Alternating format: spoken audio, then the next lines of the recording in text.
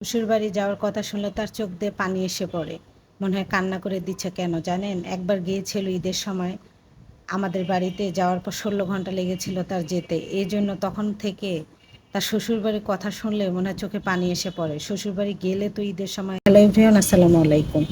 তো এটা আপনাদের অঞ্চলে কি পিঠা বলে অবশ্যই জানাবেন। আমাদের অঞ্চলে এটা হচ্ছে দিনাজপুরে গোস্ত পিঠা বলে অনেকে, কিন্তু আমরা হচ্ছে বলি শমসা। শমসা হচ্ছে বানাবো, এজন্য আমি গোস্ত মানে তরকারিটা হচ্ছে রান্না করে নিছিলাম, একটু বেশি করে দিচ্ছি যেন গোস্তটা রান্না গোস্ত আমি উঠাই নিতে পারি, তাহলে একটু শমসার এটা কি বলে ভিতরে যে ইয়াটা দেয় এটা একটু মজা হয়। তো আমি গোস্তটা থেতো করে নিছি, নিয়ে এখানে আবার কিন্তু ময় মশলা সব কিছু দিয়ে কষাচ্ছি আমি, তারপর থেতো করা গোস্তটা আমি এখানে দিয়ে দিব, তাহলে আরও মজা লাগবে। তো আমার চোখে একটু ঝাঁজ চলে আসছে, এই জন্য মানে চোখ ইয়া করতেছিল, জ্বলতেছিল। তো মশলাটা আমার কষানো হয়ে গেছে, তারপর হচ্ছে আমি গোস্তটা দিয়ে দিলাম। আর জানেন এই ঝুরা গোস্তটা যখন এটার সঙ্গে মশলার সঙ্গে ভালোভাবে অ্যাড হয়ে ভাজা হয় না, এত খেতে মজা লাগে, মনে হয় শমসা না বানিয়ে আমি গোস্তটাই খেয়ে ফেলি।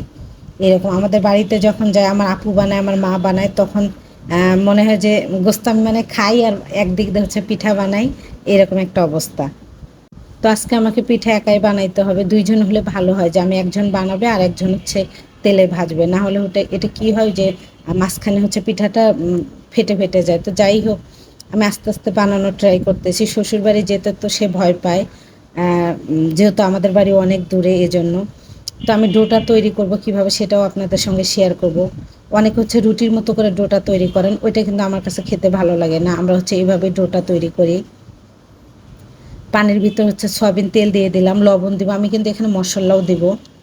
মশলা দিলে ওই যে ডোটা আপনার একটু কি হয়, গ্রান আসে এবং কি খেতেও মজা লাগে।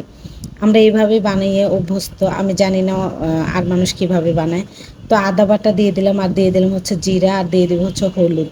হলুদ দিলে কালারটা অনেক সুন্দর আসবে, আর হলুদ ছাড়া কিন্তু শমসা খেতে মজা না। ওই যে বলে না যে যেটা দেখতেই সুন্দর না সেটাকে খেতে মজা লাগবে।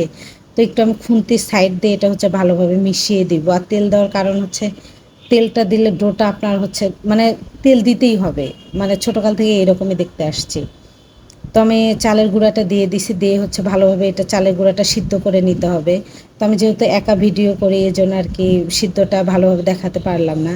এটা ততক্ষণ সিদ্ধ করতে হবে, আপনারা যারা রুটি বানান তারা এটা জানতে পারবেন যে এটা কীভাবে করে। এটা হয়ে গেছে, হয়ে যাওয়ার পর এটা আমি ঢেকে রাখতেছি। আর এই যে আমার গোস্তটা দেখেন কত সুন্দর হয়েছে, তাই না? কে কোথায় থেকে ভিডিওটা দেখতেছেন অবশ্যই কমেন্টের মাধ্যমে জানাবেন।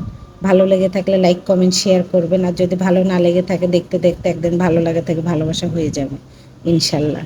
আমি কিন্তু একটু হাতে হচ্ছে গরমটা কম নিতে পারি, এই জন্য আর কি আমি হাতটা বারবার সরিয়ে নিয়েছিলাম। তো যাই হোক, ভালোভাবে যে ডোটা এইভাবে করতে হবে, মানে একদম একটা রুটির মতো। আর এই যে 90 দশকে আমার হচ্ছে চালের পট, এখনও কেউ এগুলো মানে এইরকম কৌটাতে চাল মাপেন, অবশ্য কমেন্টের মাধ্যমে আগে জানাবেন। তো তো হচ্ছে এই যে আমি এগুলো হচ্ছে সাইজ সাইজ করে কেটে নিছি, নিয়ে হচ্ছে এই যেগুলো রাখার পর বেশি লেট হয়ে গেলে না মাঝখানতে ফেটে যায়। তো আমি গোস্তটা এইভাবে দিয়ে নিচ্ছি, দিয়ে নিয়ে একটা শেপ দিব। আপনারা যদি আরও সুন্দর ডিজাইন জানেন সুন্দরভাবে দিবেন। আমি বেশি সুন্দর মানে পিঠা আটা বলেন বা ছবি আঁকা বলেন, অনেকে নকশি কাঁথা সেলাই করে, এগুলো আমি না বেশি পারি না। হ্যাঁ, ছোটোকাল থেকেই কেন জানি শেখা হয়নি। তো যাই হোক, সবাই যে সব জিনিস পারবে এমন তো না, তাই না? মানুষের তো অক্ষমতা আছে বা মানুষের দুর্বলতা আছে।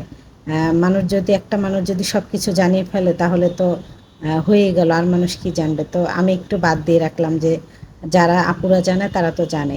তো যাই হোক, এভাবে একটা শেপ দিয়ে নিচ্ছে। সে হচ্ছে এক যুগ পার হয়ে গেছে তার বিয়ের বয়স। আমার ছেলে যখন হচ্ছে 2 বছর বয়স, অনেক 10 বছর আগে প্রায়, আমাদের বাড়িতে একবার অসুস্থ ছিল বাবু, এই জন্য আমি ওখানেই ছিলাম, সে গিয়েছিল। তো জ্যামে তার 16 ঘন্টা লেগেছিল, এই জন্য তখন থেকে আর শ্বশুরবাড়ি ঈদে যাওয়া তো দূরের কথা, মানে তার শ্বশুরবাড়ির এই জার্নির কথা শুনলে 16 ঘন্টা তার চোখে যেন পানি চলে আসে। আর ঈদ তো করবো দূরের কথা, আর যে তাকে পিঠা বানাবে তো আরও দূরের কথা, খাওয়াবে।